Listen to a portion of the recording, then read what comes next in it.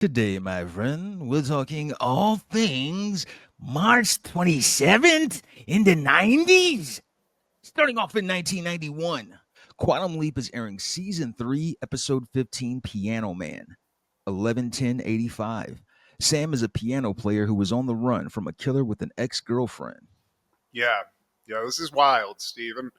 Before we get into the episode, I do want to say I'm finding that they play fast and loose with the amount of talent that Sam gets when he jumps into somebody else's body. I feel like sometimes he inherits talent from the person that he's in their body. Like, I feel like Elvis, he figured it out a little bit.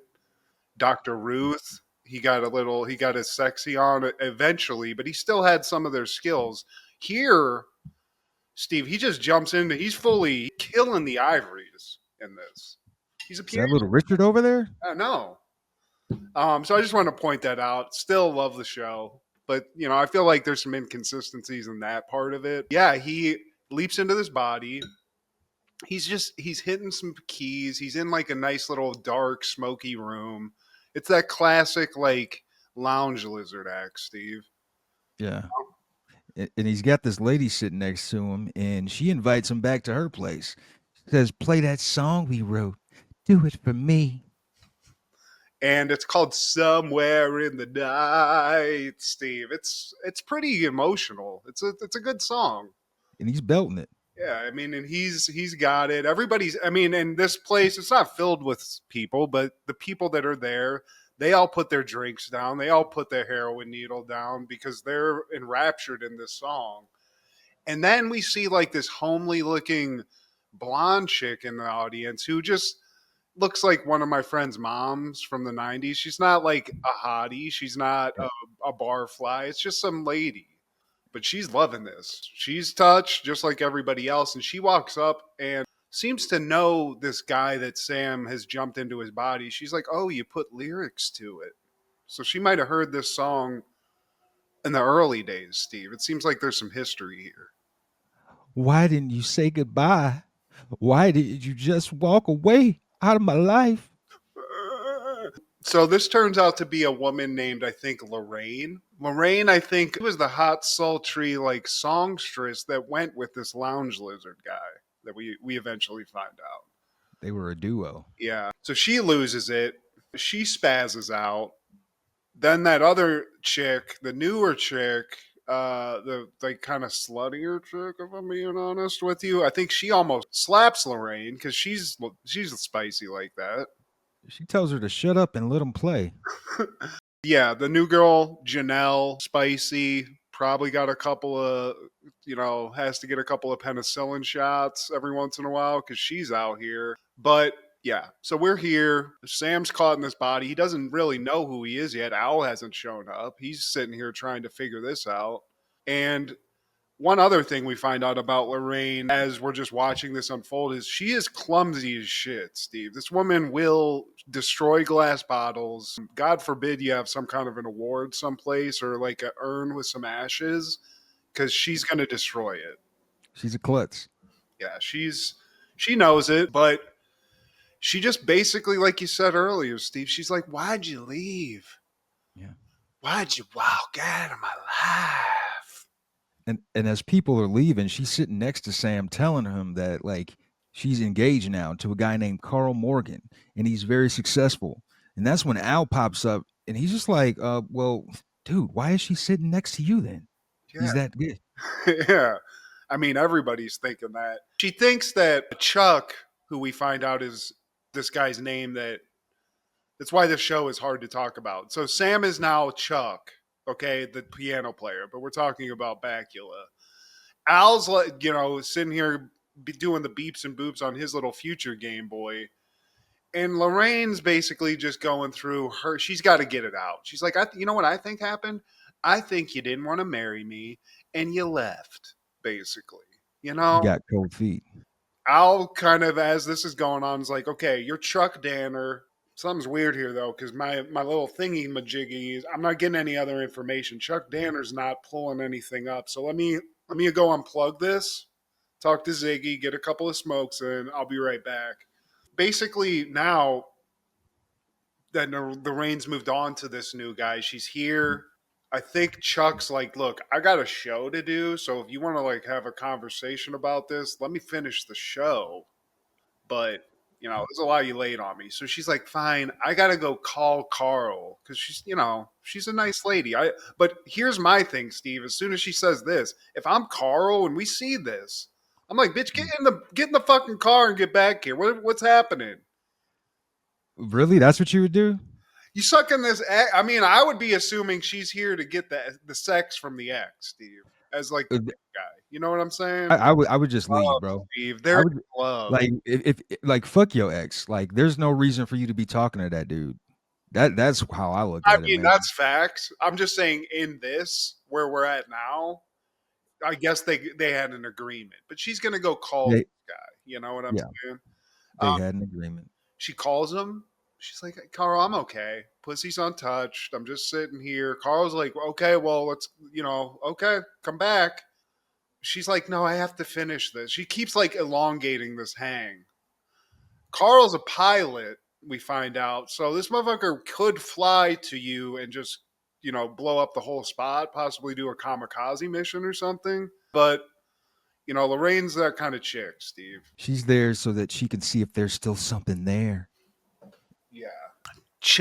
Sam continues the set. And while he's playing the rest of this set, Lorraine is just being a creep. If I don't know who this chick is, I'm like, this chick is just staring at me. Like I'm either gonna get stabbed or like, molested. Weird vibe. And again, Sam's like, I don't know what the fuck's going on here, really. This chick's weirded me out. As that ends, we do find out through Lorraine that Chuck's actual last name is not it's not Danner. He changed it. Yeah, he had to change it. His actual last name was DiNardo. He says that that's crazy to even see him here because he fucking thought lounge acts were hacks, that they were just worthless musicians. So this is a huge 180 for her. She can't handle it, Steve. And we also find out that Sam, as Chuck, he was supposed to get signed to a record deal. And then the plan was get signed and then marry Lorraine. And a bartender, a friend of Chuck's, he asked if he can borrow the keys to the car. Yeah. And he's like, yeah, sure, no problem. So as we find out about this whole Joey DiNardo deal, we hear a boom. Yeah. Yeah. And it turns out this exact thing actually happened to Chuck back in the day. And that's why he had to change his name. Somebody tried to bomb his car in New Mexico, I think they said. Yeah.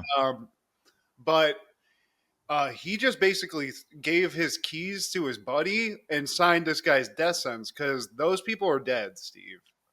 My thing is this. So that guy doesn't matter? Like, I mean, Al's just not quick enough. The DiNardo thing fucked up the Game Boy, and he didn't have the facts right away, Steve. oh, that's what it was. They call Al slipping, huh? I mean, that's chalk that one up to Ziggy and Al because that's really their fault. So it doesn't fall into the quantum leap. Like that's not Sam's fault. He's here to help Joy or Lorraine or whatever. So that's crazy. There's two dead people. The one spicy chick and his boss or his buddy, they're dead. Yeah. Doesn't really, Sam's like, I didn't know those fucking people. I'm here to save Lorraine. That's just sad. Yeah. But Lorraine's now caught in the midst of, I guess, like some kind of a hit. Whoever was chasing Chuck before obviously knows where he's at now. Lorraine found him. And one of them might be this guy that just comes out of nowhere, guns a-blazing like Desperado. And he doesn't hesitate. He is an assassin, Steve. This guy hits Sam. I mean, there's no missing. This isn't like Walker where the guns are flying, like the bullets are flying, but nobody's getting hit. Sam takes one to the leg immediately. Yeah, he's like, "Oh shit!" Like, get out of here. So they now are on the run.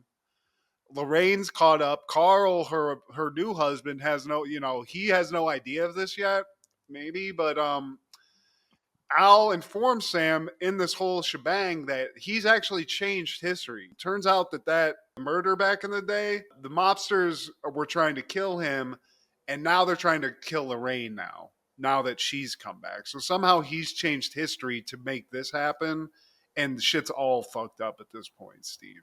And Lorraine, she's at the wheel, can't drive because she's distracted. They almost get hit by a semi, and it's just like, shut up and drive, bitch. The guy, I don't want to say anything real stereotypical, but I mean Lorraine. Let's just say the fair sexes aren't the best drivers at some point, and she's no Mario Andretti, Steve. She's not even the guy in the pits because she didn't even fill the tank up. And this is where I'm starting to get real annoyed with Lorraine, where I'm like, you know what, Sam? Maybe it's better for the world if you just ditch this broad and just get the fuck out because she's a drag. You know yeah, what I'm saying? somehow they dodged the guy that was on their ass, and so they hitch a ride with some cowboys, and the cowboys they take them to a diner. And Sam's there playing the piano. Everybody's loving it. The waitress is loving it. The cowboys they're even acknowledging it. It's just touching my damn heart. What diner has a piano, Steve? That's what I'm saying. In 1985, Every place that they go has a piano, conveniently, but Chuck's ready for it. He's the man on the mission, and he can entertain people with a bullet wound to the leg. Nobody's even acknowledging that. yeah, no hobble. Yeah, bro, there's blood falling. Like, this ain't a Waffle House or BG. This is straight up a diner someplace. Yeah, so they're here. And now Lorraine's using this time not to like call her man that she actually has. Now she wants to have some quality time with Chuck and teach me that song. Teach me strangers in the night. I mean, I want to find out who wrote this, Steve, because you know what? They're songs. They know how to write songs. They're doing that duet. The chemistry, that magic, it's there, Matt. You can tell. They're like, why did they break up? What happened? The diner is rocking, man. They play Footloose, Steve. They don't just play his song. Then he's like, and I mean, get these people a contract. You know what Kevin Bacon is proud. Yeah. Even the waitress suggests y'all ought to get back together. You guys need a show. We see the magic. We see the chemistry. But then Lorraine has to be a downer again, and she's like, you know what? I'm such a klutz because I think she cuts like the waitress or stabs, like she does something and hurts somebody. Yeah. But we find out she's a jinx, Steve, and Lorraine even says that she's burnt down her own apartment with some kind of Christmas ornament fiasco. She lost, I think, Chuck's luggage at one point when they went on a trip. She took him to a ski trip, skied into him, broke his freaking legs, Steve. I mean, this woman's, she's cursed. She literally told the man, I'm going to get you killed. I'm stupid. Oh, wait, I got to go call Carl again. Hold that thought. Yeah, so cut to Carl. He's always at the airport or like he's at the hangar always. The hangar? Yeah, like GTA or some shit. And he's on his thing and he's like, what the fuck? What? Are you on your way home? She's like, no, quick little sidetrack. We got almost assassinated and we're in a diner someplace. And he's like, wait, what? A mobster's trying to kill you? Yeah. And he's like, wait, cool on all that. Where's Chuck at? He's real like adamant, like, where's Chuck? But where's Chuck? Where the fuck is he? They're referring to him as Joey, though, at this point. Yeah. Joey is the cause of all your grief. It's not his fault. I'm a jinx. I want you to come back, Lorraine. You've never been a jinx for me, Lorraine. You've only been good luck for me. So Lorraine, even from that love, even from the love of Carl, her new guy, she's like, you know what? I'm not coming back yet. I gotta wait. I gotta wait for the cops. We gotta wait for the cops. So I'm gonna chill. As soon as the cops get here, I'm gonna say what I need to say, and I'll be home soon, Carl. He doesn't like that, but he's like, well, in the eyes of the law, I guess you're right. You gotta give a statement. That makes sense. So You stupid broad. yeah. But then cut back to the diner. Al shows up, and I gotta give a shout out to Al in this episode. He's rocking some insane jacket in this that I want to own.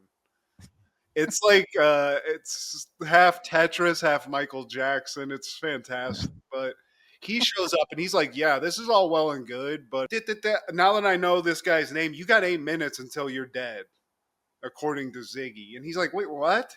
Ziggy says, "Get the fuck out of Dodge. We got to do that." They have to figure out a plan. So Chuck's like, or Sam is like, "We got to go someplace they can't find us or something." And don't Yeah. they just like decide to go out into the desert, I think. Out into the desert, and they're talking. She says, I never thought about dying. Not like this. Sam tells her, like, we're not going to die. Shut up. And then they eventually catch a flat tire. Like, I'd be like, "Okay, you are a Jinx. Walk that yeah, way. I don't want to die." yeah, get out the car, bitch. Yeah, and Lorraine starts getting weird and is like, "God, remember our dreams of going to Hawaii and just making out?" It's like, bitch, you're married. Like, are you getting married? And we're about to die, possibly. Yeah, I know this is like some kind of weird like Stockholm syndrome thing. Like, I'm not necessarily the hostage guy, but there's some weird shit going on. I get that. But Lorraine, not only is she shitty, she has a flat tire, she's got a flat spare, Steve. So for fuck's sake with this lady. I think they're at the tire shop at this point. Somehow they made it. They roll into the On tire a shop rims. On a rims. on rims. Yeah, not even bald tires, just straight up chrome. She calls Carl again. He's getting fed up. He's like, "Look, I want Joey to drive you to the airport as fast as he can."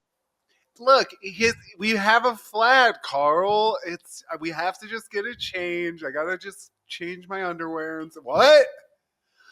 But so, and I also like the energy of the guy at the garage who's just like, "Yeah, I'll fix your tire," but there's no fixing that, dude. He rolled that thing on a rim for like 8 miles. What are you gonna do? Bang out, bang it out? It's gonna Yeah. take a while. And even Al at this point, he's like, he just tells Sam to leave her. Just leave her ass. Yeah, dude. Like, we don't know this chick, dude. We're from the future. Look at this fly ass jacket I got on. I mean, Fuck this mission. dude, I stole this from Jake the Snake Roberts back in the day. Look at this. It's solid gold Jake. But In GTA, like, there are certain side missions you just ignore. yeah, this one I would just blow her. I would just push her out the car. If Yeah, it's GTA, she'd be a hooker that just gets yeah. pushed out the car. Carl's like, drive to this airport that's not far away from where you're at.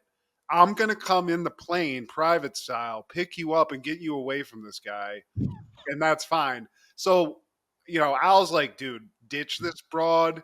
Sam's sitting there like trying to figure it out. Lorraine's like, look, Carl wants me to go to the airport. I need to get to the airport.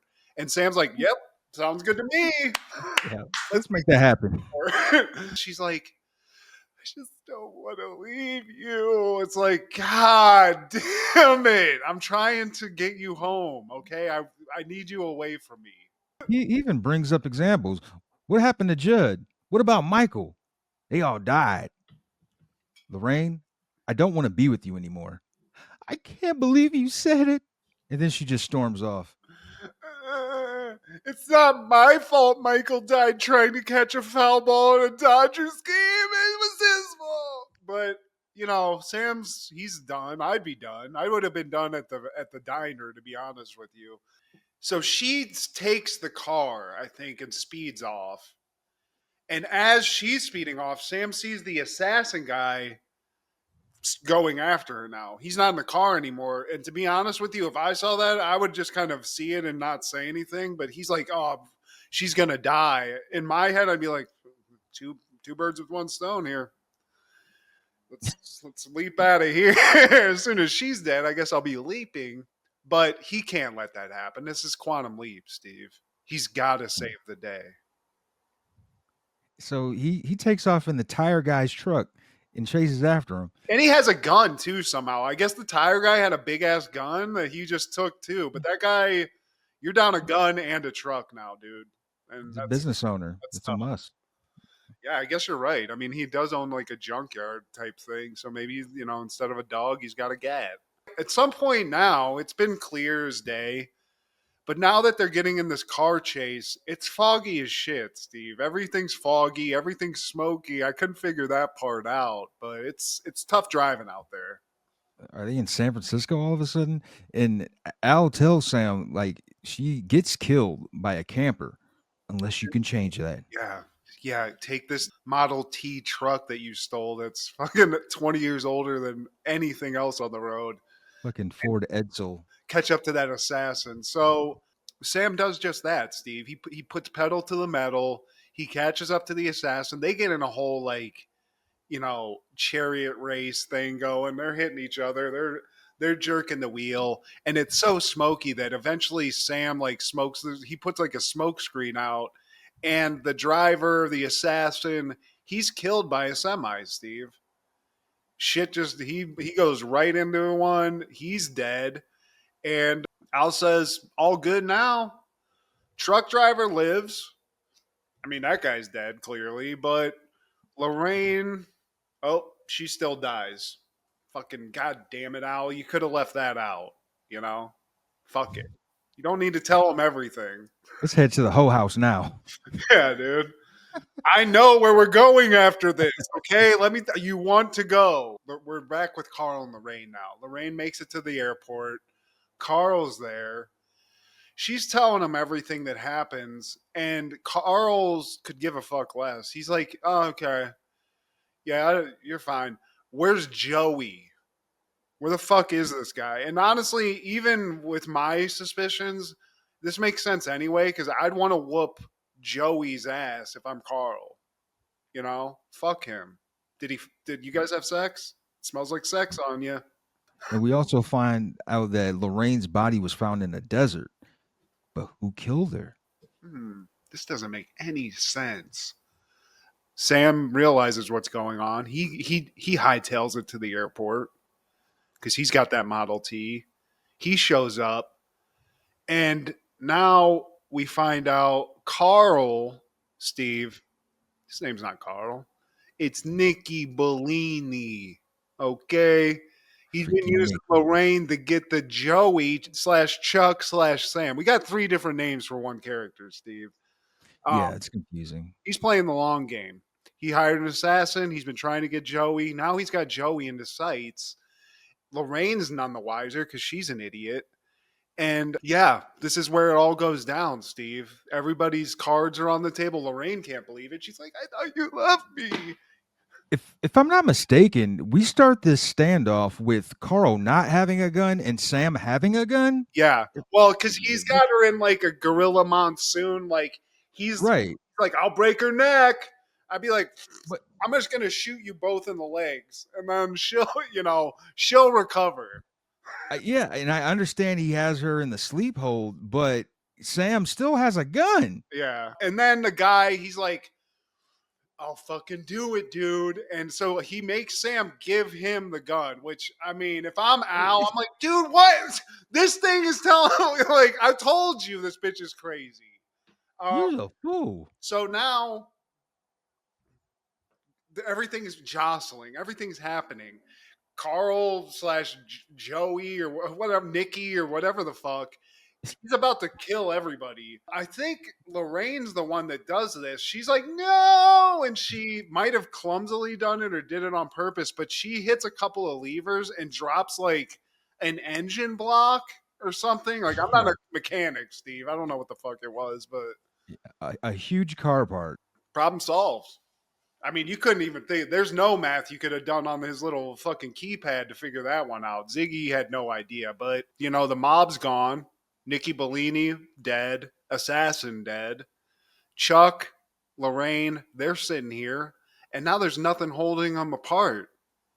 The guy, I mean, she was been had by a mobster for a couple years. She's been sucking mob dick, and now it's time to get to Hawaii, Steve. And get married. Yeah, just like they dreamed. It's time to have that lounge act. And that's exactly what happens. Al tells him, like, you get your lounge act together, you end up in Hawaii just like you dreamed. Sam kisses Lorraine and then leaps. He leaps, Steve, out of that. and into what I can only call heaven. He's being just sexually harassed by hotties of all ages, you know? And it just seems like to me, I would never go, like, I would be like, Al, stop. We're good. There's some hoes in this house. There's some hoes in this house. Did I go to heaven? Like, that's I finally leaped into heaven. But yeah, dude, he's in. I don't know what you would call this. A Uh, brothel. yeah, I guess so. Yeah, a brothel, and it seems like he's. I would love to see what he looks like, but he's just enjoying himself. He goes from a kiss to maybe more than that right away. Oh man, yeah, getting his Hugh Hef on. No blue balls. Yeah, we miss you, Quantum Leap.